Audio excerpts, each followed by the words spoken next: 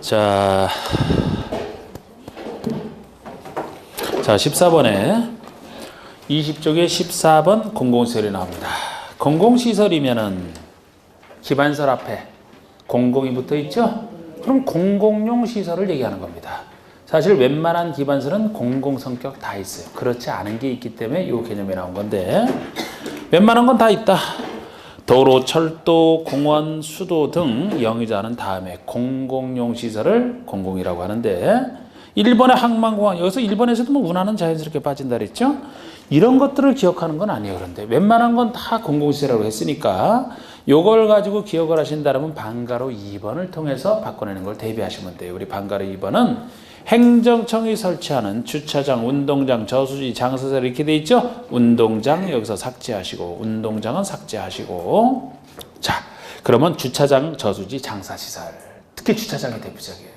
그러니까 여러분, 기반설은 웬만한 건 다 공공이다. 그러니까 도로, 철도, 수도 이런 건 생각하지 말고. 그런데 방가로 2번 보시면 이건 뭐예요? 보통 기반설보다는 작은 것들 중에서 상대로 작잖아. 도로, 철도보다는 뭐 주차장 얼마나 작습니까? 장사시설 이런 것도, 봉안시설 이런 거 작죠, 그죠? 상대적으로. 이런 것이라면 행정청이 설치하는 걸 전제로 해서만 공공시설이 된다는 거예요. 아직까지 공공시설인지 아닌지를 구별하는 문제는 낸 적은 없어요. 이거는 참 이상하게 이게 아직 안 나왔어요. 안 나왔다는 것처럼 나올 가능성도 그만큼 있다는 얘기가 되는데, 만약에 낸다라면 방가로 2번 갖고 바꿔서 낸다고. 행정청이 설치하는 걸 전제로 했으니까 행정청이 아닌 자가 이러면 공공이 안 되겠죠, 그죠? 주차장을, 그러니까 여러분 공영주차장 있잖아. 공영주차장 그거는 지자체가 설치하는 거죠? 공공시설이죠? 그런데 그렇지 않은 민간이 운영하는 그런 보통의 주차장이면 기반설에는 속해도 공공은 아니라는 거지. 공공에 속하면 혜택을 다 받잖아요. 또 개인들이 그 장사시설에 투자하는 경우도 요새는 많습니다. 자꾸 부족해서 화장시설, 봉안시설, 장례시설 이런 거 투자하는 거 행정청이 설치하는 것만 전제로 공공시설이 된다는 거예요. 개인이 설치하는 건 공공시설 안 된다는 거지. 그 정도만 살짝 주의하시고, 그 다음에 국가계획, 국가계획은 국가 차원의 계획이다. 국가 차원의 계획이다. 중앙행정기관의 법률에 따라 수립하거나 중앙행정기관이 수립하거나 아니면 다른 사람이 수립하더라도 국가의 정책적 목적 달성으로서 수립하는 계획 중에 기본계획으로 정할 사항 또는 도시군 관리계획으로 결정할 사항이 포함된 계획을 따로 국가계획으로 합니다. 그러니까 기본계획 내용이나 관리계획 내용이면 도시군계획 내용이니까 지방계획 내용이 되는데, 그 중에서도 중앙행정기관이 수립하든지 국가의 정책적 목적 달성을 수립한다. 그 점은 국가계획이라고 부르는 거예요. 예를 들어서 인천국제공항이 관리계획에 속하는 내용 중에 하나죠. 왜? 관리계획 내용인 기반설에 속하기 때문에. 그러나 그거를 인천시 도시군관리계획으로 결정해서 설치한다, 그런 말 안 하는 거예요. 국가계획으로 설치했다, 그런 얘기 하는 거예요. 인천공항 자체가 국제적인 동북아 허브로 키우려고 국가 차원에서 만든 거 아닙니까? 이게 국가계획 뜻입니다.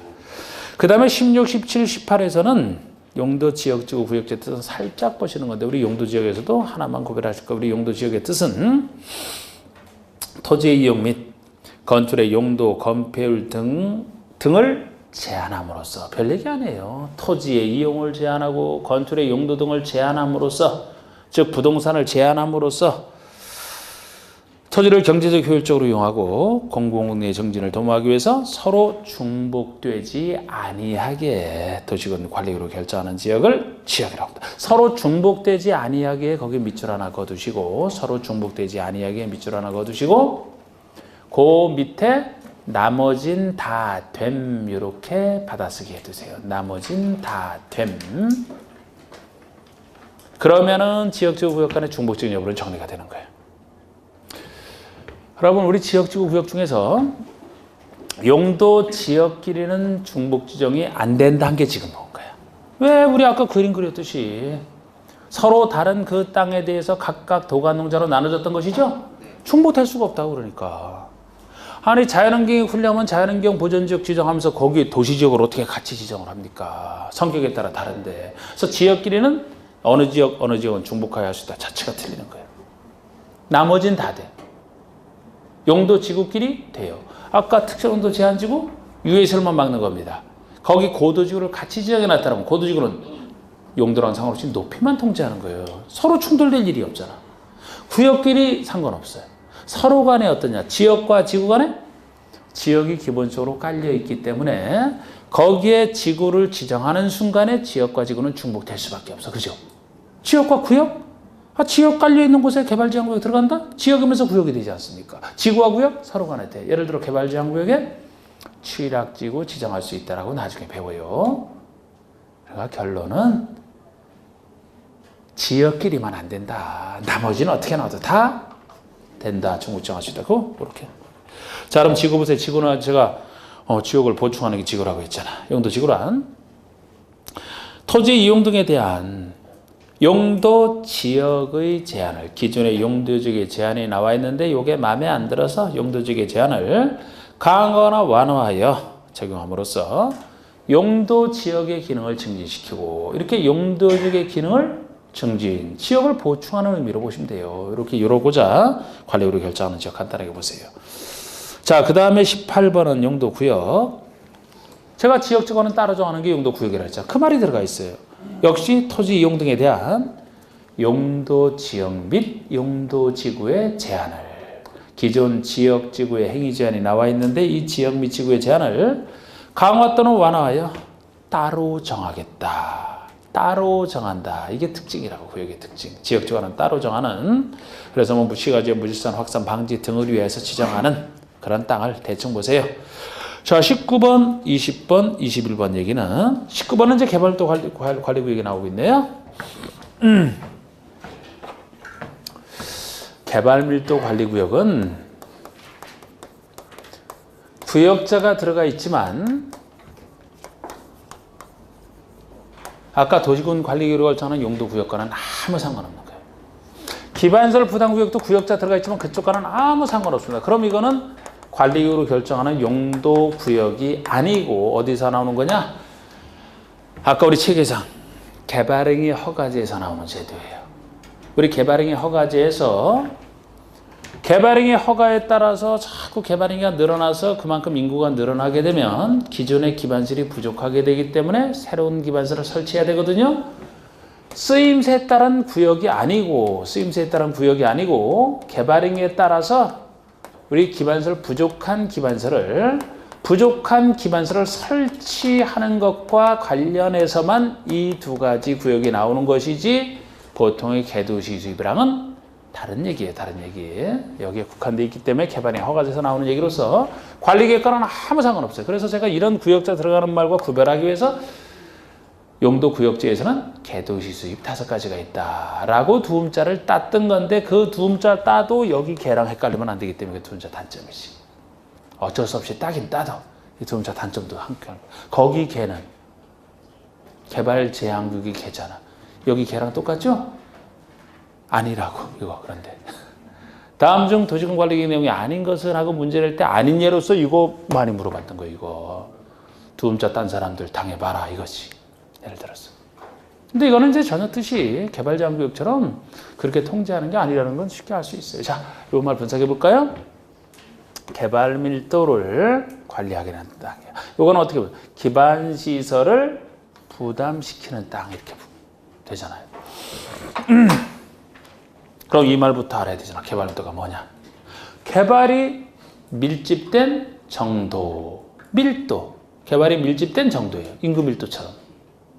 개발이 많이 되어 있는 곳은 상대적으로 그렇지 않은 곳에 비해서 개발 밀도가 높다. 개발이 안 되어 있는 곳은 개발 밀도가 낮다. 할 때 개발 밀도란 말이에요. 이게. 무조건 개발되어 있다는 걸 얘기하는 게 아니고. 그러면 개발 밀도를 관리하겠다는 땅이거든요. 문제가 있으니까 관리 들어가겠죠? 자, 우리 개발 밀도가 높을 때 문제가 될 것 같아요? 낮을 때 문제가 될 것 같아요? 높을 때 문제가 돼요. 높을 때. 개발이 엄청나게 많이 됐다 생각해봐요. 갑자기. 그럼 기반시설이 거기를 못 쫓아간다니까. 그럼 수많은 사람이 불편함 속에서 살아가잖아. 너무 개발되면 그렇다고.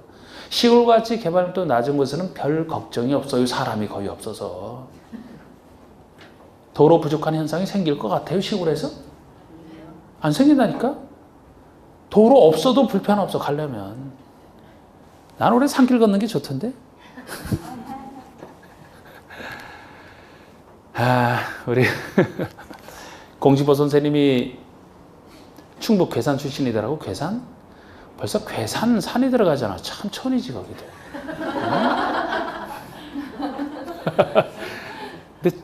근데 따져보니까 저보다는 그래도 덜 천이야. 그래서 대화를 해봤더니 뭐 어릴 때 뭐 뱀 잡아먹고 아주 확 통하더라고.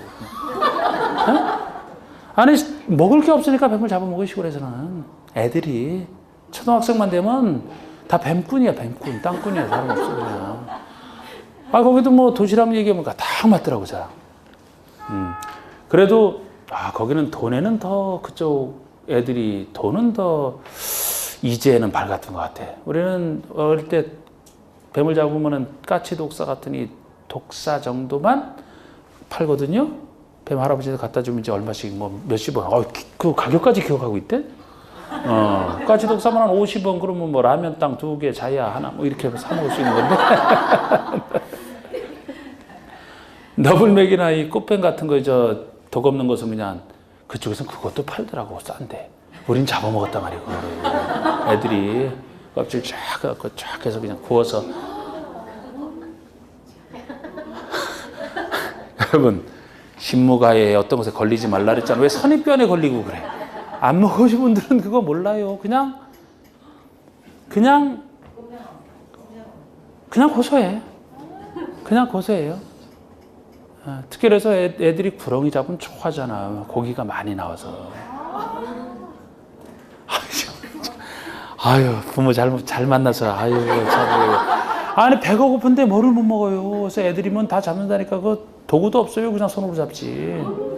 독사 정도라 돼야 이제 나뭇가지로 눌러놓고 뒤에 가서 목을 잡지. 다른 건 그냥 손으로 잡아서 공수부대 저리 가라 이거지. 근데 그 선생님은 아시더라 그렇게. 공수부 선생님은 그런 경험이 비슷하더라고. 아이 참. 지금 시골 얘기 잠깐 하다 그랬는데 낮은 데는 문제가 없다니까요. 뱀 생각하지 말아요 요거. 너무 높은 곳이 문제가 돼. 어느 정도 높길래 관리 들어가느냐. 어느 정도 높길래 관리 들어가느냐. 자, 이 도로 강사제가 도로라는 기반서를 갖고 예를 들잖아. 이 도로가 기존에 이 건물 들어왔을 때는 이 도로가 제 역할 충분히 다 하도록 행정지 설치를 해놨는데 나중에 이곳이 어떻게 개발이 심하게 됐느냐, 개발密도가 얼마나 높아졌느냐 이런 빌딩이 들어섰다라고 가정을 해보세요. 그러면은 빌딩이 들어선 것만큼 인구가 굉장히 늘었고 그럼 기존의 도로가 그대로라면 혼잡해서 못 써먹어 있잖아. 막 맨날 막히고 난리 났어요. 그럼 넓혀야 되거든요. 개발에 따른 기반서 설치 고려해야 되거든. 이제 기반서를 도로를 넓혀야 돼. 넓혀야 되는데 어느 정도로 개발이 심하게 돼 있길래 문제가 되느냐. 넓히려고 보니까 넓히기가 곤란한. 설치가 곤란한. 기반설 설치가 곤란한 이 얘기가 꼭 나와야 돼요. 꼭 나와야 돼. 설치가 곤란한. 법적으로 곤란하다는 얘기는 설치 안 된다라고 보시면 돼요. 설치 안 된다라고 보시면 돼요. 설치 안 된다. 아니 보세요. 이쪽으로 넓히든 이쪽으로 넓히든 이쪽으로 넓히든 이쪽으로 넓히든 돈이 너무 많이 들어가서 안 돼. 빌딩이 들어섰다니까?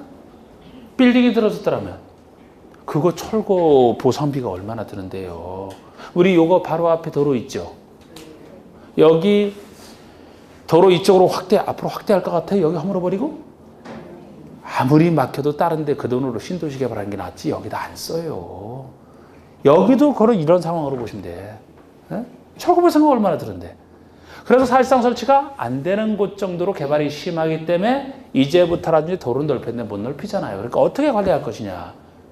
여기서 뭐 오래된 건축물도 부수고 새로 짓는 경우 있고 이제 더 증축하는 경우도 있고 그렇잖아. 그죠? 그럴 때 어떻게 관리할 것이냐. 우리 건축물을 짓는 것은 여러 가지 건축 제한 속에서 짓는데 대표적인 면적을 통제하는 건축 제한이 각 지역별로 있는 건폐율 용적률 한도예요. 그 한도 범위 내에서만 짓게 돼 있어요. 이 건폐율과 용적률 한도를 이걸 풀어준다는 얘기는 한도를 그만큼 높여서 더 큰 건축물을 짓게 하는 거예요. 강화한다는 얘기는 줄인다는 얘기예요. 더 작은 건축물을 돼요. 자, 그러면 개발밀도가 이 정도로 심한 곳이면은 밀도를 관리해야 되는데 관리하는 방법으로서는 건폐율과 용적률을 강화할까요, 완화할까? 강화해야 정상이지. 강화해야 되지. 완화한다면 틀리는 거예요, 이게. 앞으로 새로 짓는 거라도 낮은 건축물을 유도해야 됐다는 겁니다. 여기서 만약 그런 통제를 안 하게 되면 교통지옥이 될 거 아닙니까? 교통지옥이. 앞으로 짓는 거라도 인구를 줄여야 되겠다. 강화. 이런 얘기 나오면 요거예요. 이런 얘기하면 틀리는 거야. 여기서 이런 얘기를 하면. 관리 강화. 완화하면 틀리는 거지. 자, 여기는 기반세를 부담시키는 땅이라 설치는 되는데 이 기반세를 부족하게 만든 책임 있는 원인 제공자에게 당신 때문에 기반세를 부족하게 됐으니까 당신 때문에 설치하게 됐으니까 돈 좀 설치 비용 내라. 그러려고 지정하는 게 기반세를 부담시켜요. 여기는 설치가 되는데 원인 제공자에게 기반세를 부담시키기 때문에 개발밀도 관리구역 외의 지역을 대상으로 한다라고. 여기는 설치가 안 되는 곳이잖아. 이곳만 아니면 필요한 경우 지정할 수는 있어요. 말뜻은 그대로고. 그럼 여기서 기반세를 부담구역에서 그러니까 여러분 이게 이제 여러분들이 우리 건축행위 할 때 막 기반설 부담금 얼마 내야 된다 그런 말 들어보셨어요? 여기랑 관련된 말이다 보시면 돼. 원래 기반설은 누가 설치해 주는 거예요? 행정청이 세금으로. 개인이 내는 거 아니잖아. 그런데 여기서는 원인 제공자에게 기반서를 부담시킨다는 뜻이기 때문에 요거를 지정하는 이유가 원래 행정청이 다 설치해둘 기반서를 당신 때문에 부족하게 됐으니까 당신도 어느 정도 내라. 8대 2 정도로 행정청이 8 내고 요게 지정되면 이제 여기서 원인 제공자가 2 정도 갖고 나눠서 내는 거예요. 기반서 분담금 따질 때. 그리고 여기서 기반서 설치할 때 들어가는 비용이 말 그대로 21번에 기반서 설치 비용을 얘기하는 건데 말 그대로 기반서 설치에 들어가는 비용 자체를 얘기합니다. 근데 우리 요거를 통해서는 이 개념은 너무 뻔한 건데 이 설치 비용을 이곳에서 누가 낼 것이냐라는 것 정도만 여기서 파악하시면 나중에 도움이 돼요. 누가 원인 제공자입니까? 기반서를 부족하게 만든 원인 제공자, 인구를 직접 늘어나게 한 사람. 이렇게 보시면 돼요. 인구를 직접 늘어나게 한 사람. 자, 제가 11월달 강의할 때는 개발행위 허가 파트에서 개발행위 허가 대상인지 아닌지를 제가 구별을 잘 해드렸단 말이에요. 여러분들도 잘 따라왔었고 그 수많은 개발행위 허가 중에서 간접적으로 인구 늘어나게 하는 게 아니고 직접 인구를 늘어나게 만든 사람 생각하시면 돼요. 그 사람이 설치비용 낼 사람이다 보시면 돼요. 자, 밑에서부터 물어볼까? 위에서부터 물어볼까? 우리 수많은 배웠던 개발행위 중에서 예를 들어서 물건을 쌓아놓는다. 인구 늘어나요? 안 늘어나지. 그 물건에서 인구 늘어난다고 그 물건 속에서 사는 사람은 무슨 물건 속에서 사람이 살 수가 있어요. 토지 분할한다고 물건 늘어나요? 토속 채취. 자, 공작물을 설치한다. 시간 없어요. 빨리 대답해요. 그냥. 공작물이 뭐 각종 기념탑 이런 거잖아. 기념탑 세운다고 인구 늘어나나요? 기념탑에 사는 건 비둘기들이야. 비둘기들. 사람 아니야. 전답을 건물 짓는 대로 형질 변경했다. 어때요? 늘어나요? 진짜로? 자, 우리 전답이었는데 건물 지을 수 있는 대지로 형질 변경이 됐어요. 개발이 허가보다 형질 변경이 돼서 인구 늘어난다고? 이 추운데 거기서 그냥 살 수 있어요? 뭐를 해야 인구 늘어나는데? 그건 건축물의 건축이지 형질 변경 자체는 아니지. 형질 변경은 말 그대로 형질만 변경됐다는 얘기예요. 전답인데 대로 형질 변경 됐으면 앞으로 건물 지을 수 있는 땅이 된 거지. 건물 지은 거예요? 그러니까 형질 변경 인구 안 늘어나 그것도. 여기서 형질 변경 할 사람이 돈 낼 걱정 안 해도 된다고 그러면. 건축물을 지어야 인구가 늘어나지. 건축을 쓰는 사람이. 그것도 아니야. 그러니까. 건축의 건축 중에서잖아. 새로 하시는 분들에서 말씀드리면 건축의 건축은 나중에 건축법에서 중요한 개념으로는 용어에 나오는 거예요. 5가지 개념을 얘기합니다. 신축, 중축, 개축, 재축, 이전. 신축은 새로 짓는 게 신축. 중축은 추가로 더 짓는 게 중축. 간단하게 말씀드리면 개축, 재축은 기존 건축을 철거, 개, 멸실, 없어진 상태에서 새 건물이 종전 범위 내에서 짓는 게 공통점이에요. 개축, 재축의 공통점. 이전은 건물을 그대로 옮기는 거야. 그대로. 그대로 들었다 옮기는 거예요. 그럼 여기서 인구 늘어나는 행위는 뭐예요? 신축과 증축까지지. 개축, 재축. 종전 범위 내라니까. 이전 그대로 옮기는 거라니까. 새로운 인구 안 늘어나요. 신축과 증축만이에요. 그 정도 여기서 하는 겁니다. 자, 그러면 19번의 개발밀도 관리구역에서는 개발로 인하여 기반설이 부족할 것이 예상되나 어떤 곳? 기반설의 설치가 곤란한 지역 체크해 두시고 요 말이 꼭 나오면 여기다. 자, 관리하기 위해서는 건폐율과 용적을 어떻게 한다고요? 강화 여정, 강화. 거기에 밑줄을 거두시고 강화. 그 다음에 20번의 기반시설 부담구역은 20번의 기반시설 부담구역은 개발밀도관리구역 외의 지역으로서 개발밀도관리구역 외의 지역을 대상으로 하고 이 외의 지역으로서 개발로 인해 도로공원, 녹지 등 영으로 전환 기반시설 설치가 필요한 지역을 대상으로 기반시설을 설치하거나 그에 필요한 용지를 확보하게 하기 위해서 지정하는 땅을 얘기한다. 그 말 좀 뭐 그렇고 설치 비용 보시면 단독주택 및 숙박시설 등 대통령이 영으로 정한 시설 0에서는 뭐 모든 건축물 다 정해놨습니다. 그 건축물의 신증축 행위로 인하여 유발되는 기반시설을 설치하거나 그에 필요한 용지를 확보하기 위하여 부가증산의 금액을 말합니다. 어디다 체크하실 거예요? 신증축. 신축되는 것만큼, 증축되는 것만큼 인구가 늘어나잖아. 그래서 나중에 이제 이 파트 보시면 누가 부담구에서 설치비용 낼 것이냐를 자세히 배워야 된다고 나중에. 요걸 바탕으로 해서 신축 중에서도 이렇게 나갑니다.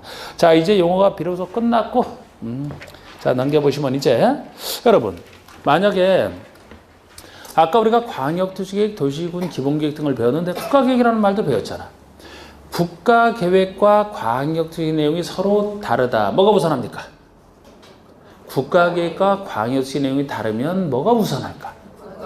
당연히 국가계획이지. 국가 차원의 것이 앞서야지. 만약에 광역도시계획과 도시군 기본계획이 있는데 둘의 내용이 달라. 뭐가 우선해야 돼? 오, 그 얘기. 많이 나왔던 거 이게 무슨 게 아니야.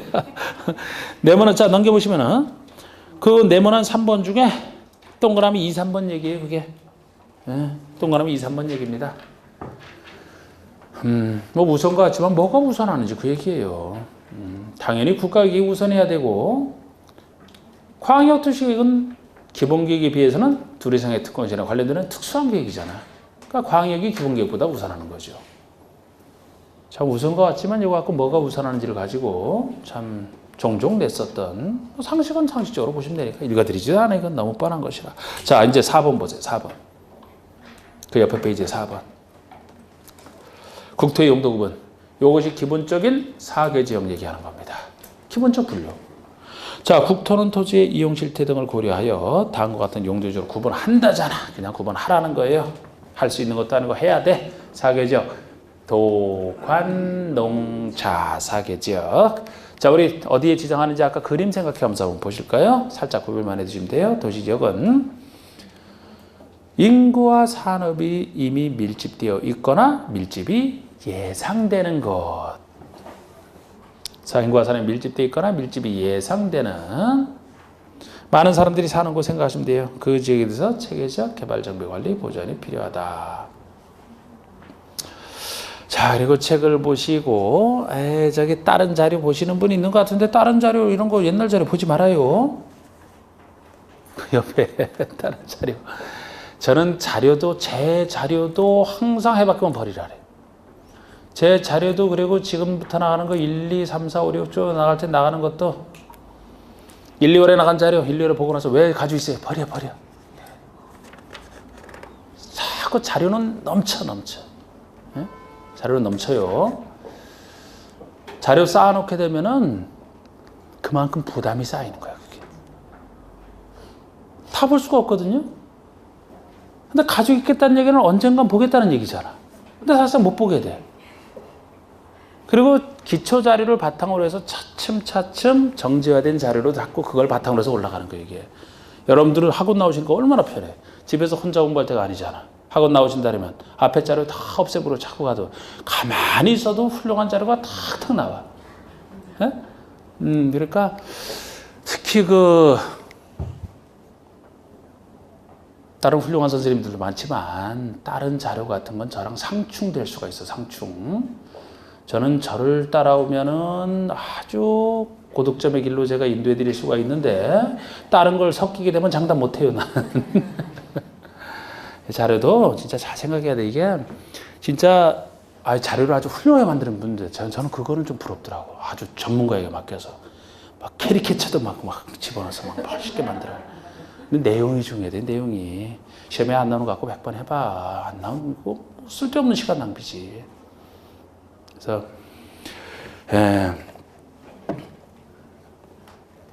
하여튼 자료는 다른 자료 안 건드리는 게 좋고.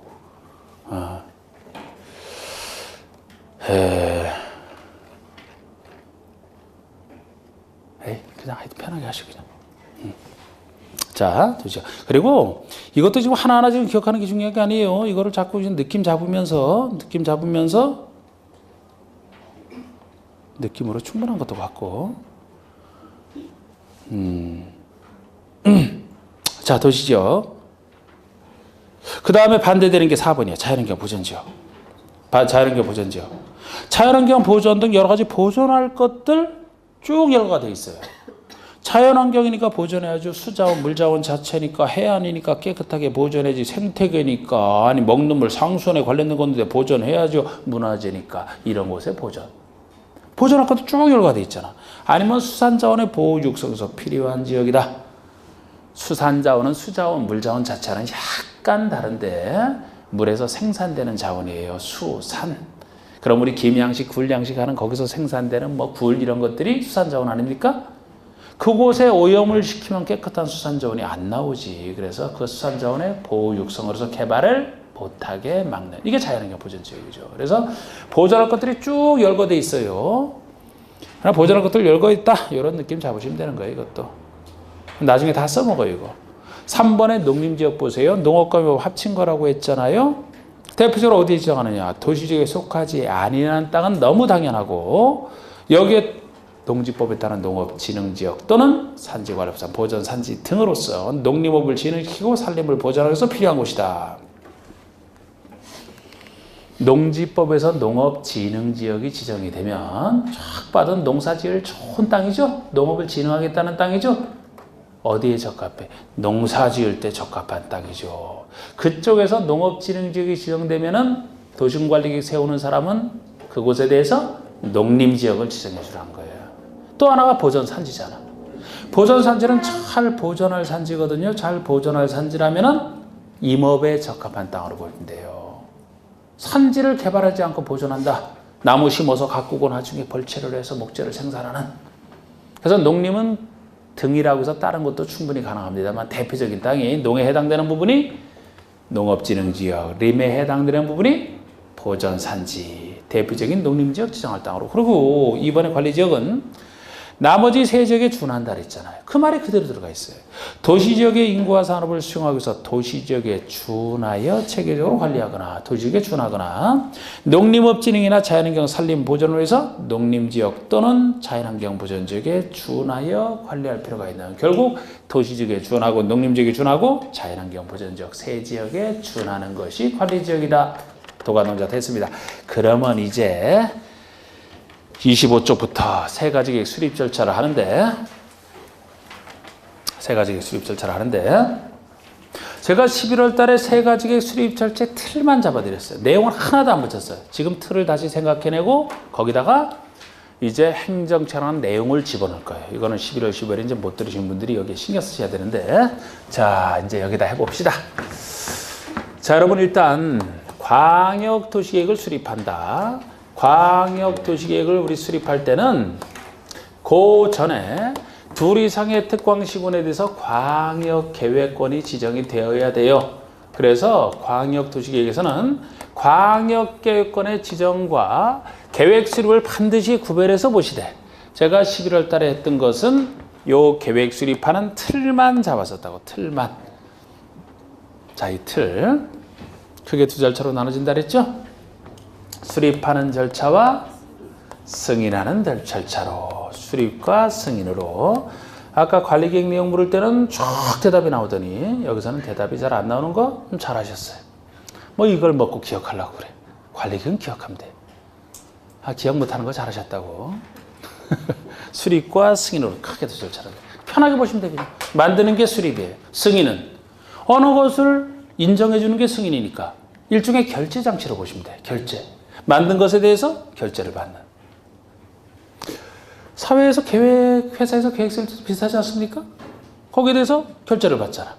크게 두 절차인데 우리 이렇게 수립 승인을 통해서 완성이 되면 당연히 이렇게 알려주는 공고열람 맨 뒤에 나와야 되고, 크게 두 절차인데 수립하기 전에 거치는 절차와 승인 전에 거치는 절차를 여기다 살을 입혀보면, 자, 이 원리가 다 비슷한 원리라고 했어요. 우리 사적으로 뭐 회사에서 계획 세울 때도 그렇잖아요. 훌륭한 계획을 세우려면 기초되는 사항을 다 조사를 한 다음에 외부적인 것을 다 관련된 걸 끌어들여서 계획을 만들고 나서 결재권자에게 서류를 보내면 결재권자가 이제 결재할 때는 내부적으로 관련된 부서 이런 거 다 의견을 통합을 해서 결재를 해.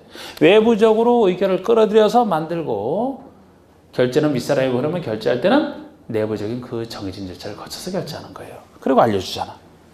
그러면 제일 먼저 나오는 게 뭐예요? 기초조사가 제일 먼저 나올 수밖에 없지. 기초조사가. 아니, 모든 계획 수립에 있어서 기초되는 사항을 알아야 제대로 조사를 해야 훌륭한 계획을 만드니까, 아니 이게 승인하기 전에 기초조사 어쩌라, 말이 안 되는 얘기죠. 맨만 나올 수가 없고, 그 다음에 외부적인 것을 다 반영을 해야 돼. 그런데 여기는 행정계획이에요. 행정계획이니까 외부 주인의 의견을 반영해야지. 민주국가잖아, 민주국가. 지방계획이죠? 지방에서 주인은 누구예요? 지방 주민이 주인이지. 아니, 행정청이 자기가 태어날 때서부터 뭐 행정청으로 태어났나. 주민들이 가지고 있는 권한을 선거를 통해서 위임을 해주고 그 권한받아 행사하는 것이니까 주인의 의견을 잘 반영해야 돼. 여러분, 이 논리도 다 똑같은 거예요. 용어는 약간 다를지 몰라도. 이 논리 다 똑같은 거예요. 법을 만든다. 그냥 모여서 법 안 만들어요. 법 만들기 전에 입법 예고를 한다고. 입법 예고. 입법 예고가 뭐냐면 법 만들기 전에, 자, 우리 법이라면 국가 차원에서 만드니까 국가의 주인은 누구예요? 국민의 의견을 반영하려고 입법 예고를 하는 거예요. 그 예고를 해놓고 일정 기간 동안에 이의를 받잖아요. 의견 제시를 받잖아. 그거를 반영해서 이제 내부적으로 만든단 말이죠. 그 다음에. 마찬가지예요. 지방계획은 지방 주민의 의견을 반영해야 돼요. 그런데 우리나라는 민주주의 국가 중에서도 간접 민주주의가 기본이죠.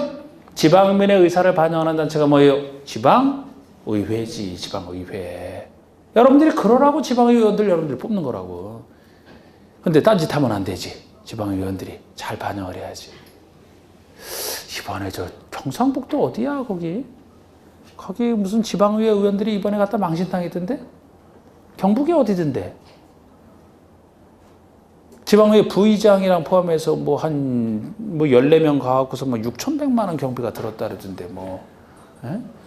거기서 가이드 뺨을 때려갖고 또 거기서 또 가이드 뺨을 부의장이라는 사람이 때려가지고 예천군인가? 예천군인가? 아마 그럴 것 같은데 경북 예천. 들으셨나요? 에. 뺨을 때려갖고 또 거기 가이드를 그 운전하는 미국 운전기사가 딱 보고서 미국 사람들이 가만히 있나 그거를. 그대로 경찰에 쫙 얘기를 하니까 뭐 5,000달러 주고 합의를 했다더라고. 뺨을 때리고. 그리고 뭐 또 뭐 접대부 나오는 그런 거기로 좀 안내해 달라고 막 이런 얘기가 다 나왔고 지금 아휴. 지방민의 의견을 반영하라니까 거기 가서 접대부 찾고. 하여튼 지방의원들 문제 있는 사람 많아. 우리나라 국회의원들은 깨끗한데. 믿거나 말거나. 자, 하여튼 그걸 반영해야 돼요. 그래서 지방의회의 의견을 듣는 것이 당연히 지방민의 의견을 반영하기 위한 제도라고 이게. 이걸 통해서 지방민의 의견을 반영하는 거예요. 그런데 지방민들 중에서는 의회를 통해서 하는 게 보통이지만 꼭 나가서 직접 나서야지 직성이 풀린 사람들이 있잖아. 그 사람들은 와서 얘기하라 이거예요. 그게 공청회예요. 공청회. 공개적으로 들을 공청회. 공청회를 통해서 주민과 전문가까지 듣는 걸 공청회라고 합니다. 직접 와서 얘기할 사람 얘기하라. 신청하면 돼. 예. 그리고 간접적으로 보통 요걸 통해서 의견을 들어요. 그래서 아니 알아야 된다니까 기초조사.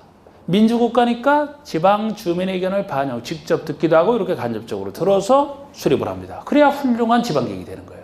이렇게 만들었어요. 그러면 승인권자는 요 사람 요 행정청 기준에서 승인권자는 바로 결재니까 우리 아까 배웠던 3단계 행정체계에서 바로 윗사람 이렇게 보시면 그거 하려고 행정체계를 했다고. 바로 윗사람이 누구냐? 구청장위에 특별시장, 특별시장위에 예를 들어 장관, 그죠? 시장원수 위에 도지사, 그 위에 장관. 바로 윗사람이 승인권자가 될 거예요. 그럼 승인권자에게 승인을 요청하게 되면 승인권자가 승인하기 전에 거치는 절차가 협의와 심의 절차. 협의와 심의 절차. 이 절차도 있어야 된다니까 이게. 이쪽 행정청이 다른 행정기관장과 협의하는 게 협의제도예요. 이게 왜 있어야 되냐면은 우리 법은 다양하고 어떤 부분에 대해서 어느 법의 통제를 받는다라 하더라도 그 법 통제만 받는 게 아니에요. 여러 가지 관련된 부분이 숱하게 많다고. 예를 들어 건축법에 따라 건축허가를 받아준다. 건축허가만으로 해결한대. 거기서 뭐 정화조 설치라든지 아니면 따로 하수도 뭐 이런 거 관련된 법 그 부분에 따로 쫙 있어. 그럼 원래는 법은 다 똑같기 때문에 어느 법에서 어떤 절차를 거쳐? 그 절차 다 거쳐야 돼. 협의제도가 그래서 필요한 거예요. 만약에 이 협의제도가 없다라면은 아니 관련된 수많은 법의 절차는 다 거쳐야 된다니까? 요거 신청해서 받고 이거 신청해서 받고 이거 신청해서 받고 아 이거 언제 끝나 이거 계속 신청해서 받고 이거는 한 번에 처리해 주는 절차예요. 이쪽 행정청이 국회법에 따라 행동을 하고 있지만 혹시 이 일과 관련해서 다른 법에 의한 인허가 거쳐야 되는 절차가 있다면 그쪽 인허가권자와 관련되는 그쪽 인허가권자와 협의를 해서 승인을 내주라는 거예요. 그럼 이미 그쪽 행정청과 협의했기 때문에 요거를 통해서 그쪽에 관련 인허가 받은 것으로 본다 이렇게 처리하는 거예요. 이건 어디서나 쓰는 거예요 이게. 그래야 한꺼번에 일 처리하고 쫙 나가지. 그죠? 이게 표정이 이게 이해가 안 되는 것 같은데. 아니 한꺼번에 빨리 처리해야 되거든요. 그러면 관련된 인허가 있으면 그쪽 행정청과 필요한 서류 다 같이 제출해서 그쪽 행정청과 협의를 해서 내줬다라면 그쪽 의견을 구한 거니까 요것만으로 그쪽의 인허가 받은 것으로 본다 해서 처리하는 이런 규정은 법마다 다 있어요. 그래서 협의가 필요한 거라고. 심의라는 것이 법마다 나와 있는 위원회의 심의를 얘기해요. 국회법에서는 도시계획위원회의 심의를, 건축법에서는 건축위원회, 다 법마다 위원회가 다 다르거든요. 별도의 행정기관과 다른 위원회 제도가 있어요. 그것의 심의를 거치는 거죠. 순서는 협의 후 심의가 되는 거예요. 순서가 바뀔 수는 없죠. 왜냐하면 만약에 심의를 먼저 받으려면 이 행정청이 다른 기관인 위원회의 심의를 거친 후에 또 다른 행정청과 협의하기 전에 협의한 다음에 또 심의 거치고 또 협의하고 말해야 하는 거지.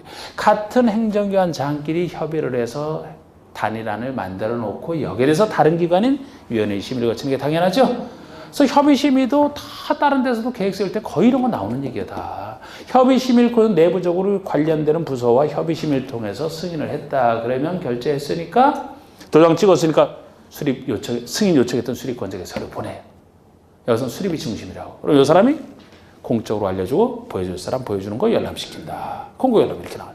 이 절차까지 제가 11월 때는 말씀드렸거든요. 여기서 살은 안 붙이고 오늘은 살을 붙이겠지만 그리고 이것도 제가 그때도 이거를 기공지수 협심승공 이렇게 외우는 사람이 있더라.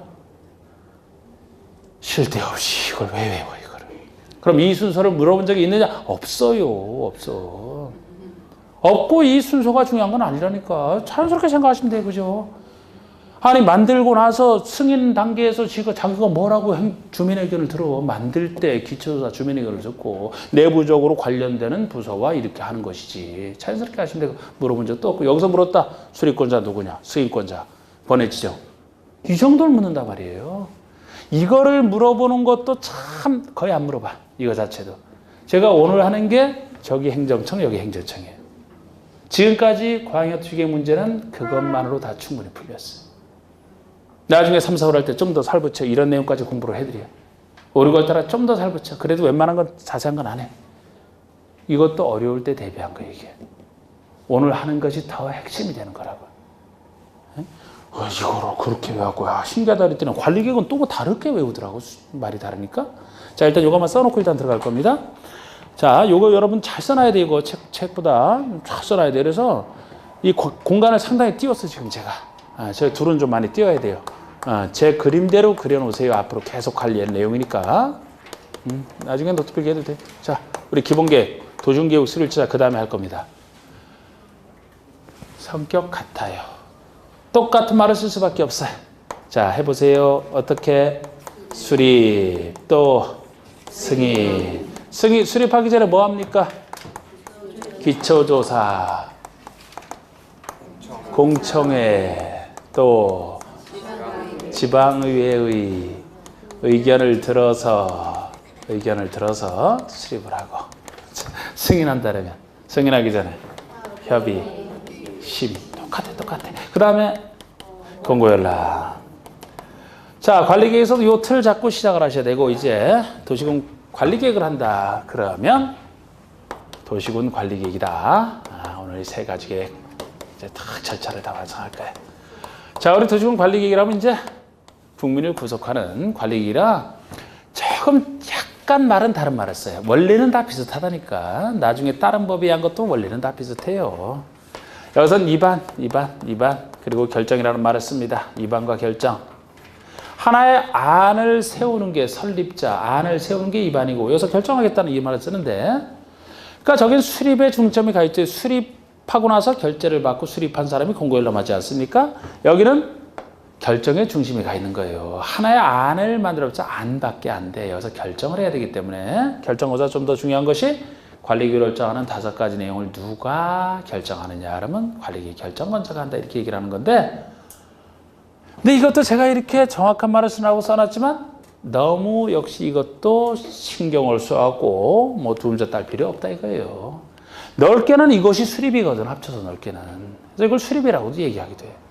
바꿔서 틀리게 이렇게 낸 적이 없어 역시. 저만 정확한 말을 쓸 뿐이지. 원래 비슷하다니까. 역시 기초조사 있어야 돼. 그 다음에 공청회 주민 의견을 바로 듣습니다. 굳이 여기서도 말을 따진다면 공청회는 여기 없죠. 공청회는 여기 없지. 그리고 지방의회의 의견을 들어서 비슷하지만 약간 차이는 나잖아. 저쪽은 방향을 정하는 계획이기 때문에 전문가 의견까지 들어야 올바른 방향 제시에 괜찮아서 공청회를 듣습니다만 여기는 방향 정하는 게 아니에요. 저기서 세워진 방향 범위에서 구체화시키는 것이기 때문에 전문가 의견을 들을 필요 없다. 해당 주민의 의견만 들으면 된다는 거예요. 그래서 공청회 절차는 없어요. 그럼 이것도 역시 저기 없는 공청회를 갖고 여기다 놔서 틀리게 하는 거 이렇게 내느냐? 아니, 안 내. 잡다한 걸 하는 거지. 또 결정한다. 협의, 심의. 아니 이 논리 똑같다니까 이거. 네? 그래야 관련 인허가 의지하지. 그 다음에 결정한 사람이 결정이 주안점에 가 있으니까 결정한 사람이 고시예요. 열람은 열람한 사람이 따로 시키고. 같은 얘기가 공고랑 고시랑 여기는 결정한 사람이 고시한다 이렇게 얘기를 해서 말은 약간 다르게 쓰지만 공고가 공적으로 고한다. 고하여 알려준다. 보일시자. 관보라 공부에 올리는 거 똑같아. 방법도 똑같아. 말만 이렇게 쓸 뿐이에요. 그러니까 이런 말 너무 신경 쓰지 마시라고. 원리는 다 비슷하죠. 그죠? 저기 기공지수 협심승화대 여기는 뭐 기주지입 이렇게 하더라니까. 아유. 자, 이 틀만 지금 잡았어요. 중요한 건 이제 여기다 행정청 입히는 거예요. 행정청 입히는 건데. 자, 먼저 제가 각각의 뭐 결제 이런 건 바로 윗사람이라고 했잖아요. 이제 만드는 사람을 한번 생각해 봅시다. 만드는 사람을. 어느 행정구역에 대해서 계획을 수립한다. 누가 만드는 거예요? 어느 행정구역에 대한 계획은 누가 만드는? 객관식으로 해드릴까? 네? 역시 객관식이 뭐 우리가 주관식 할 필요 없지. 자, 가정계획부터 생각해봐요. 2019년에 새 계획을 만들었는다. 여러분들이 가정에서 이제 어떻게 하겠다. 계획을 세운다 칩시다. 1번 누가 만드느냐. 여러분들 가정에서 계획은 누가 만들어요? 객관식 1번 여러분들 부부가. 부부 아니면 이제 여러분들 혼자. 2번 시나 친정 부모가. 이 사람. 네? 3번 똑똑한 자식이. 4번 훌륭한 이웃집 아저씨가. 누가 만들어? 너무 당연하죠? 자, 바로 행정청으로 가봅시다. 행정에 가봅시다. 어느 행정구역에 대한 행정계획은 누가 수립하면 되는 거예요? 그곳의. 자, 1번 그곳에 관할 책임지는 행정청이. 2번 윗행정청이. 3번 아랫행정청이. 4번 훌륭한 옆행정청이. 누가? 너무 쉽죠? 원리는 다 똑같다니까. 원리가 어디가 이게. 그러면 행정계획은 어느 행정구역에 대한 계획은 그 관할구를 책임지는 행정청이 수립한다. 그 논리죠? 이번엔 한 군데만 하는 게 아니고 어쩔 수 없이 두 군데에 걸쳐서 계획 만든다고 생각해봐. 두 군데에 걸쳐서. 그러면 이때는 이 두 군데를 책임지는 행정청이 공동으로 수립한다. 1번. 2번 윗행정청이 한다. 3번 아래 뭐가 돼? 원리 똑같아요. 어느 한 곳에서 행정계획 수립한다면 그 행정청이 수립하는 거잖아. 그죠? 근데 둘에 걸쳐 있다면 한 사람이 둘을 다 할 수는 없죠. 그죠? 관련되는 그곳의 행정청이 각각 공동으로 해야지. 혼자 할 수 없으니까 공동으로 해야 되는 거예요. 이게 기본 원리예요. 자, 이제 그런데 그 기본 원리를 바탕으로 해서 광역은 특수 원리가 따로 적용되는 게 애초에 광역은 둘 이상의 특별시설에 관련돼 있기 때문입니다. 여기 독특한 원리가 저기라면 도시군계획은 도시군 하나의 도시군 특광시군 대상으로 수립하는 거 기존에 있는 거 상관없는데 여기는 애초에 둘 이상에 관련돼 있기 때문에 뭐를 구별하셔야 돼요? 먼저 광역계권의 지정이 필요하잖아. 이게 지정돼 있어야 계획 수립하는 거 아닙니까? 여기가 지정돼 있어야 이곳의 장기 발전 방향을 정하는 게 이것이니까 저쪽에는 없는 얘기지. 저기는 기존의 도시군이 있으니까 그런 건 필요 없어요. 여기는 새로 권을 지정해야 돼. 그래서 광역에서는 권의 지정을 묻는지 계획 수립을 묻는지를 기본적으로 구별해서 보셔야 돼. 권의 지정을 물어보는데 계획 수립을 갖고 답하시게 되면 크게 틀리는 거지. 실제 그런 걸 구별하는 문제를 내고, 그러니까 권을 먼저 지정하고 계획 수립을 구별해서 보세요. 구별해서 보시는데 항상 광역을 할 때는 둘 이상의 특광지구에 관련돼 있다 보니까 지정되는 경우의 수 두 가지밖에 없다는 걸 항상 생각을 하고 풀어야 돼. 같은 도에 걸쳐 지정되는 경우랑 둘 이상의 시도에 걸치는 이 두 가지 경우의 수밖에 없어요. 어떻게 지정을 해도 자, 서울특별시 여기가 경기도 광명시 서쪽이잖아. 경기도 광명시 여기가 부천시 경기도 부천시 여기가 시흥 붙어 있어요. 시흥이랑요? 네? 네. 남쪽에 있나요? 경기도 시흥시가? 이렇게 둘 이상의 특광식으로 그렸잖아. 도단이 안 그리고 구단이 안 그리고 지금 자 광명과 시흥시 사이에 뭐 할 일이 있어서 광역구를 지정한다. 이건 뭐예요? 경기도 같은 도에 걸치는 경우잖아. 같은 도라는 표현은 도 밑에 시군이 있기 때문에 둘 이상의 시군에 걸치는 경우가 같은 도라고 보시면 돼요. 이렇게 표현하고 있어요. 그러면 여기와 여기를 지정해도 같은 도죠. 여기와 이렇게 지정하면 어떻게 됩니까? 둘 이상의 시도라고. 여긴 경기도고 여긴 특별시니까. 아까 시도가 특별시, 광역시, 도 이걸 시도라고 한다 그랬죠? 둘 이상의 시도에 걸치는 경우에. 이렇게 셋을 지정하면 어떻게 돼? 셋을 지정하면 둘 이상의 시도. 넷을 지정하면 셋을 지정하면 같은 도. 더 계속 해봐도 그래요. 어? 의심하지 말고 그냥 더 해도 그래. 결국 광역이면 둘 이상의 특광시군에 관련되기 때문에 둘 이상의 시군, 즉 같은 도에 걸치는 경우랑 도를 뛰어넘는 둘 이상의 시도에 걸치는 이 두 가지 경우의 수를 생각하시고 이렇게 생각하신 상태에서 권의 지정과 계획 수립을 구별하셔야 되는데 권의 지정은 지정되는 곳에 윗사람이 지정을 해준다. 계획 수립은 아까 봤듯이 관련되는 지정된 곳에 관련되는 행정청이 혼자 할 수 없으니까 공동 수립한다. 이거는 공동 수립이에요. 아까 얘기했듯이. 근데 권의 지정은 왜 윗사람이 되느냐? 예를 들어 여기랑 여기를 지정하고 싶다 그러면 광명시장은 광명시만 알지 본인이 시흥시를 어떻게 알아요? 시흥시장은 시흥시만 알지 광명시를 어떻게 하냐고. 그렇기 때문에 요걸 권을 지정하는 것은 계획 수립할 필요성의 판단이거든요. 여기서 권을 지정해주면 계획을 이 사람들이 수립하기 때문에 그것은 위에서 보는 게 편하다고 보는 거예요. 여기 둘 이상의 시군에 걸쳐 있다면 경기도지사가 윗사람이죠. 도지사가 내 관할구에서 보니까 위에서 보니까 여기 광명시와 시흥산에 둘이 할 필요성이 있다라고 판단, 그 판단은 권의 지정이란 말이에요. 지정구에서 윗사람이 계획 수립을 묻는다면 이곳에 시장수가 공동 수립이 되는 거지. 둘 이상의 시도에 걸쳐 이 필요성 판단은 바로 윗사람이. 그러니까 결론은 지금 쉬기 전에 요 얘기 확실하게 요 말 이해됐어요? 지금 하는 말? 우리가 도시군이면 거기에 대한 행정계획, 지금 승인 묻는 게 아니고 수립 만드는 것은 그 행정청이 자기 관할 구역 만들지 누가 만드느냐를 했어요. 그런데 계획 광역에 들어가면은 두 사람이 공동 수립할 수밖에 없는데 그 전에 권해 지정과 구별하시라고요. 항상 광역은 경우의 수는 둘밖에 없다. 같은 도에 걸치는 경우랑 둘 이상의 시도에 걸치는 경우 틀을 딱 잡아두시고 거기에 대한 권해 지정은 바로 지정되는 곳에 바로 윗사람이 지정을 해주면 계획 수립은 관련되는 행정기관이 공동 수립한다. 이 출발, 요 논리. 어려운 거 아니에요, 지금 이 논리는. 요까지 기억해 두시고 쉽니다. 한 번 더 쉬어요. 이제 살 붙여야 돼.